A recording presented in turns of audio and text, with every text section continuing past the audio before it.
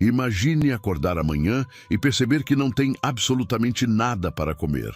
Nenhum grão de arroz, nenhuma migalha de pão, nada na geladeira, nada nas lojas, nem mesmo grama ou insetos.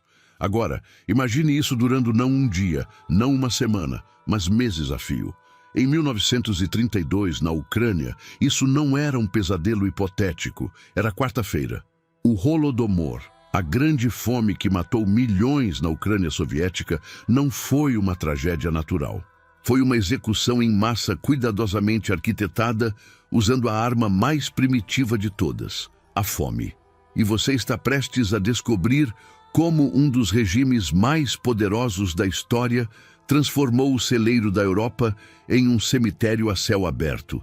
Mas para entender como milhões morreram de fome em uma das regiões mais férteis do planeta, você precisa primeiro entender o que estava realmente em jogo. Esqueça tudo o que você sabe sobre política. Esqueça direita e esquerda. Esqueça discussões civilizadas no Twitter. A União Soviética de Stalin, em 1932, operava com uma simplicidade brutal. Obedeça ou morra. E para os ucranianos, que tinham o azar de serem camponeses produtivos, sentados sobre algumas das terras mais ricas do mundo, a escolha seria ainda mais simples: entregar tudo ou morrer lentamente. Imagine ser punido não por um crime, mas por ser bom no seu trabalho. Os kulaks, camponeses que conseguiram, através de décadas de trabalho árduo, acumular propriedades modestas e algum sucesso, tornaram-se os inimigos número 1 do Estado. Seu crime? Possuir talvez 2 vacas em vez de uma, um moinho, alguns hectares a mais de terra. O tipo de riqueza que hoje em dia não compraria nem um iPhone usado. A Ucrânia não era apenas mais uma região soviética. Era literalmente o celeiro do império. Seus solos negros, chamados Chernozem, estão entre os mais férteis do planeta. Tão rico que durante a Segunda Guerra Mundial, os nazistas literalmente roubaram navios carregados desse solo para levar para a Alemanha. Um solo tão fértil que você poderia praticamente deixar cair uma semente de maçã e voltar no dia seguinte para encontrar uma árvore. Os ucranianos não eram apenas bons agricultores, eles eram lendários. Por gerações, cultivaram os campos que alimentavam impérios. Sua identidade nacional estava entrelaçada com sua terra e sua capacidade de fazê-la produzir. O trigo ucraniano não era apenas uma commodity, era uma cultura, um modo de vida, a espinha dorsal de uma identidade que remontava a milênios. E foi precisamente essa identidade, esse vínculo com a terra e a tradição, que Stalin decidiu quebrar permanentemente. Porque para o projeto soviético funcionar, os camponeses não podiam ser camponeses independentes. Precisavam ser trabalhadores do Estado. Não podiam amar sua terra. Precisavam amar apenas o partido. Não podiam ser ucranianos. Precisavam ser apenas soviéticos. E assim começou uma das campanhas de engenharia social mais brutais da história humana. O plano tinha uma elegância macabra. Se você não pode controlar os ucranianos, elimine-os. E faça isso da maneira mais eficiente possível, deixando-os morrer de fome no meio de campos de trigo. Parece impossível criar escassez em um mar de abundância? Bem, você apenas não estava sendo suficientemente criativo. 1929. Moscou. O Politburo se reúne para discutir o problema ucraniano. A resistência à coletivização forçada é mais forte ali do que em qualquer outro lugar. O sentimento nacionalista persiste. Os camponeses se recusam a entregar suas propriedades. E Stalin, o homem que uma vez disse: "A morte de um homem é uma tragédia, a morte de milhões é estatística", estava prestes a provar seu ponto. O plano começa com algo aparentemente racional: cotas de produção. Cada região deveria entregar uma quantidade específica de grãos ao Estado. Perfeitamente razoável, certo? Exceto que as cotas foram deliberadamente fixadas em níveis impossíveis, frequentemente excedendo a produção total da região. Em 1932, mesmo após uma colheita abaixo da média, as cotas foram aumentadas em 44%. Sim, você leu corretamente. Menos comida produzida, mais comida exigida. É como seu chefe reduzir seu salário e depois aumentar seu aluguel. Quando as comunidades inevitavelmente falharam em atingir essas cotas impossíveis, a resposta foi brutal: confiscar tudo. E quando digo tudo, não estou exagerando. Esquadrões de requisição, frequentemente jovens comunistas da cidade que nunca tinham visto uma vaca na vida, invadiam vilas, armados não apenas com armas, mas com longas hastes de metal que usavam para sondar paredes, pisos, quintais, procurando por qualquer alimento escondido. Eles levavam não apenas os grãos da colheita principal, mas literalmente tudo comestível. Sementes reservadas para o plantio da próxima temporada, confiscadas. A vaca da família, confiscada. Aquela galinha velha que mal botava ovos, confiscada. O pequeno saco de ervilhas que a avó guardou para o inverno, confiscado. Um inspetor posteriormente lembrou: vi como os membros do partido, indo de casa em casa, tomaram até mesmo a comida que estava sendo cozida no fogão. Agora, você pode estar pensando, por que as pessoas não simplesmente fugiram? Excelente pergunta. E Stalin tinha uma excelente resposta: a lei das espigas.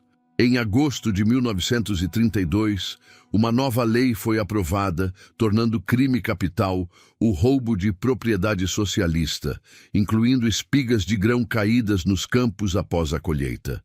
Sim, abaixar-se para pegar um grão de trigo do chão agora poderia resultar em execução. Para garantir que ninguém escapasse, os vilarejos foram efetivamente colocados sob quarentena. Estradas bloqueadas, estações de trem vigiadas, fronteiras fechadas. A Ucrânia havia se tornado uma prisão a céu aberto de 450,00 quilômetros quadrados. E enquanto isso, do outro lado desses bloqueios, o governo soviético exportava 1,8 milhão de toneladas de grãos ucranianos para mercados estrangeiros. Trigo suficiente para alimentar 5 milhões de pessoas por um ano inteiro estava sendo vendido no exterior enquanto seus produtores morriam ao lado dos campos vazios. Sim, você entendeu corretamente. Não era que não havia comida, é que a comida estava sendo deliberadamente tirada deles. E então começou o verdadeiro horror. Nenhuma morte é fácil, mas a morte por inanição é particularmente cruel.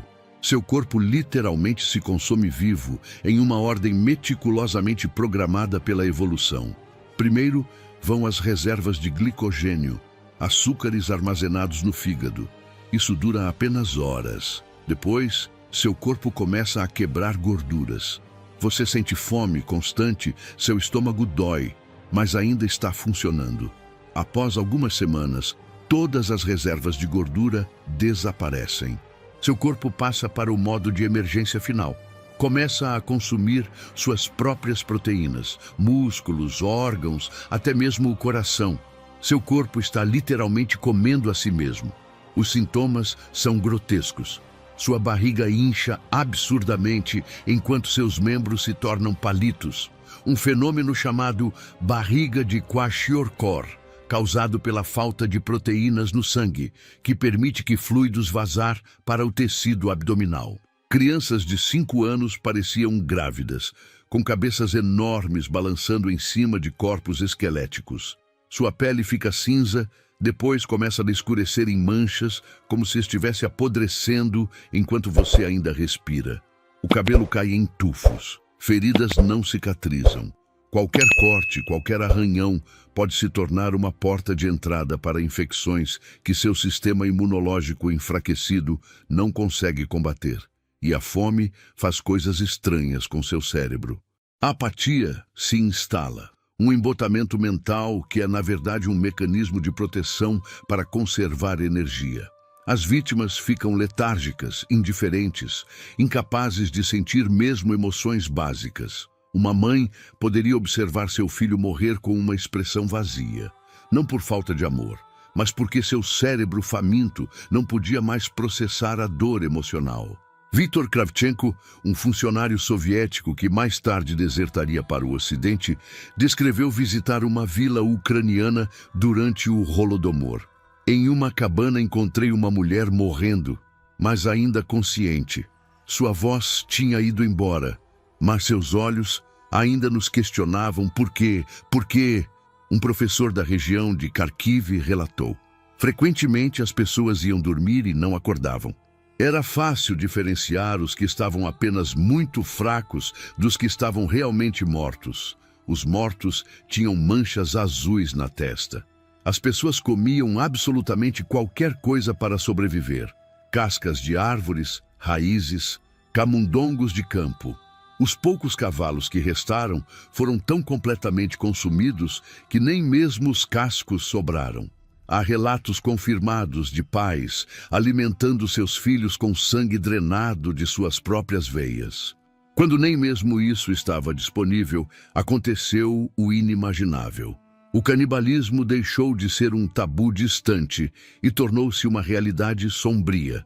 As autoridades soviéticas registraram mais de 2.500 casos de canibalismo durante o Holodomor. O número real era provavelmente muito maior. Uma testemunha relatou: eles comiam qualquer um que morresse e, ao fim, não esperavam pela morte. Uma menina chamada Hanna Doroshenko, que sobreviveu ao Holodomor, mais tarde testemunhou: minha mãe me disse para nunca ir à casa do vizinho sozinha. Quando perguntei por quê, ela apenas disse que era perigoso.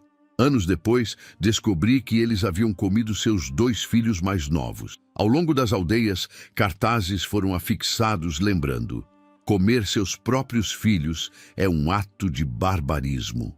O fato de que tal aviso era necessário diz tudo sobre a profundidade do horror. E então havia as crianças. As crianças. Elas foram as primeiras a ir. Seus pequenos corpos tinham menos reservas, seus sistemas imunológicos em desenvolvimento eram mais vulneráveis. Em algumas aldeias, todas as crianças com menos de 10 anos morreram.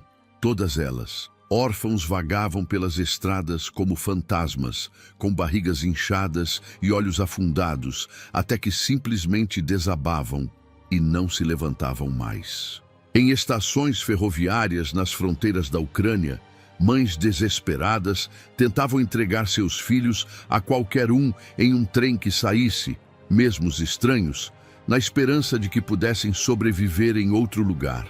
Um sobrevivente lembrou: nossa professora morreu em frente à classe. Ela estava lecionando, então simplesmente deslizou da cadeira. Ninguém chorou.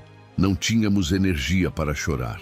Bem, os registros oficiais soviéticos, posteriormente revelados, listaram aldeias inteiras como extintas, todo mundo morto. Em algumas regiões, a taxa de mortalidade atingiu 80%. Pense nisso.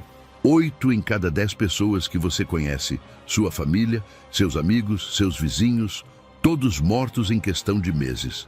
Enquanto isso, a apenas alguns quilômetros de distância, além das fronteiras ucranianas, a vida continuava relativamente normal. Este não foi um desastre que afetou uniformemente toda a União Soviética.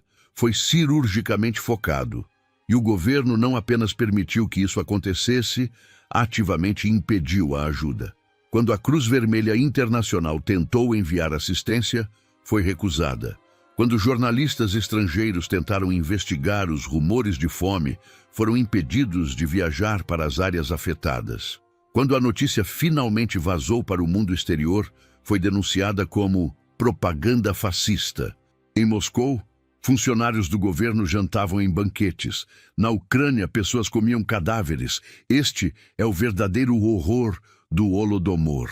Não foi apenas a morte de milhões, foi a crueldade calculada, a negação deliberada, a forma como um regime transformou um dos recursos mais básicos da vida, comida, em uma arma de destruição em massa. E o mundo? O mundo basicamente deu de ombros. Como é possível que uma catástrofe dessa magnitude permaneça relativamente desconhecida até hoje? Como é possível que algo que matou mais pessoas que o Holocausto seja apenas uma nota de rodapé na maioria dos livros de história? A resposta é uma obra-prima de controle narrativo por parte da União Soviética, combinada com uma boa dose de indiferença ocidental. Primeiro, houve uma negação total. A fome simplesmente não existia, segundo Moscou. Qualquer relato era difamação antissoviética.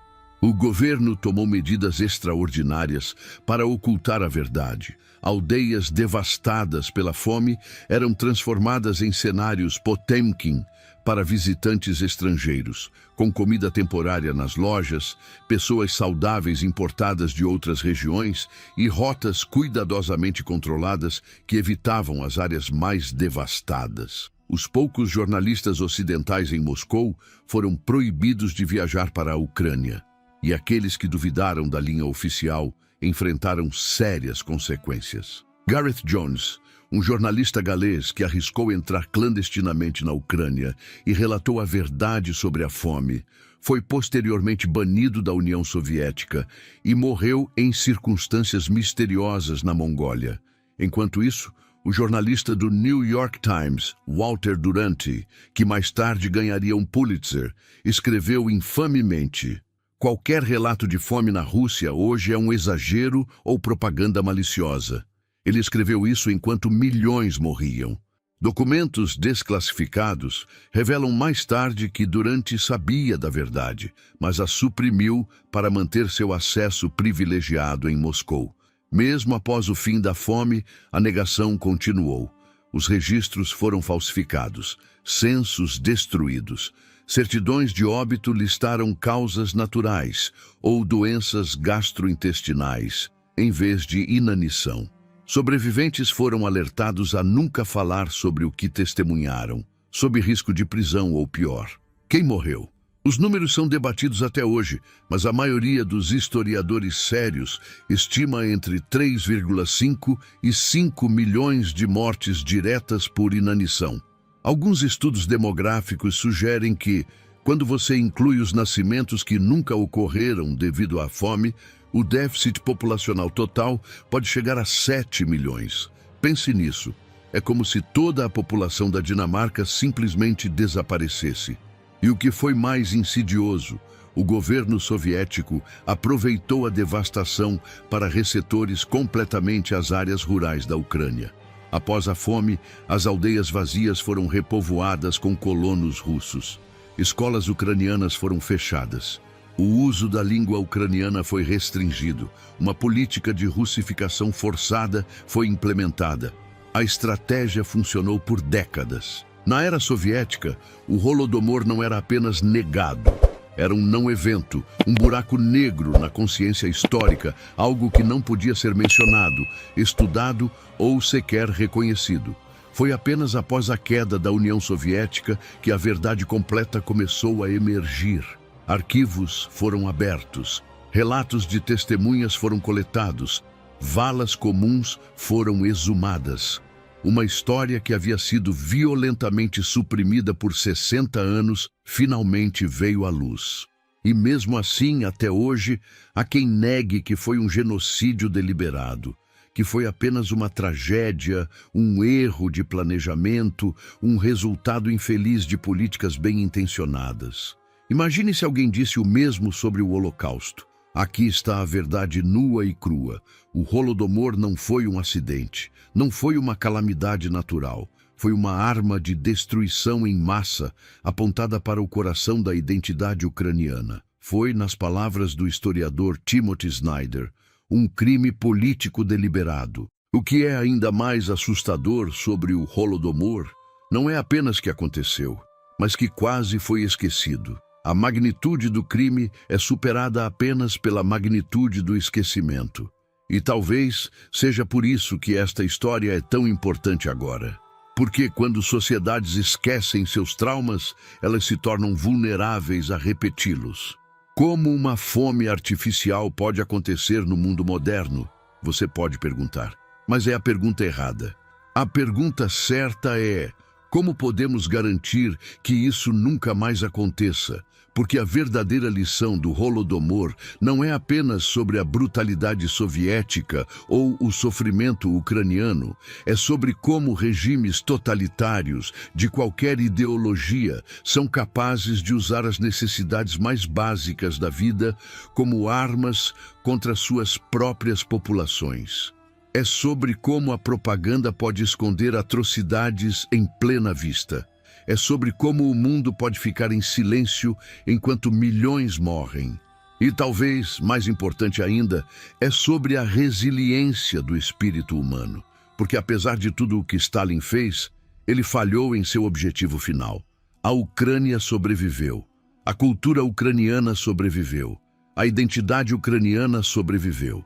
Em 1991, foi precisamente na Ucrânia que alguns dos mais fortes movimentos pela independência surgiram, ajudando a desmantelar a União Soviética. O país que Stalin tentou destruir através da fome acabou contribuindo para a queda de seu império. E hoje, enquanto a Ucrânia continua lutando pela sua sobrevivência, é impossível não ver as linhas que conectam o passado ao presente. A luta pela soberania ucraniana, pela identidade ucraniana, não começou ontem. É uma luta que vem acontecendo há gerações. Lembrar do Holodomor não é apenas um exercício histórico. É um ato de justiça para aqueles cujas vozes foram silenciadas. É um reconhecimento de que o que acontece quando viramos as costas para a verdade, quando permitimos que a conveniência política supere a realidade humana, quando nos recusamos a chamar o mal pelo seu nome. Os sobreviventes do Holodomor têm um ditado: para entender o Holodomor, você precisa sentir fome. Nenhum de nós pode realmente compreender o horror do que aconteceu, mas todos nós temos o dever de lembrar, porque aqueles que controlam o passado controlam o futuro. E aqueles que controlam o presente controlam o passado. A história do Holodomor nos lembra que a verdade, por mais dolorosa que seja, é o único caminho para a cura. Que o esquecimento é uma forma de cumplicidade. E que, por mais escura que a noite possa ser, a memória é uma luz que nunca pode ser completamente extinta. Se este vídeo te fez pensar sobre como regimes podem usar necessidades básicas como armas contra populações inteiras, deixe seu like. Isso ajuda mais pessoas a conhecerem esta história propositalmente apagada. E se você conhece alguém que se interessa por história ou política, compartilhe, porque algumas lições são importantes demais para serem esquecidas. Inscreva-se para conhecer outros eventos históricos que raramente aparecem nos livros escolares, mas moldaram o nosso mundo de formas profundas e muitas vezes perturbadoras. E me diga nos comentários, se você vivesse durante o Holodomor, qual estratégia de sobrevivência você acha que teria tentado? Fugir, esconder comida ou algo completamente diferente? A história não é apenas sobre o passado. É um aviso para o presente e uma bússola para o futuro. Até a próxima viagem pelo lado mais sombrio da história.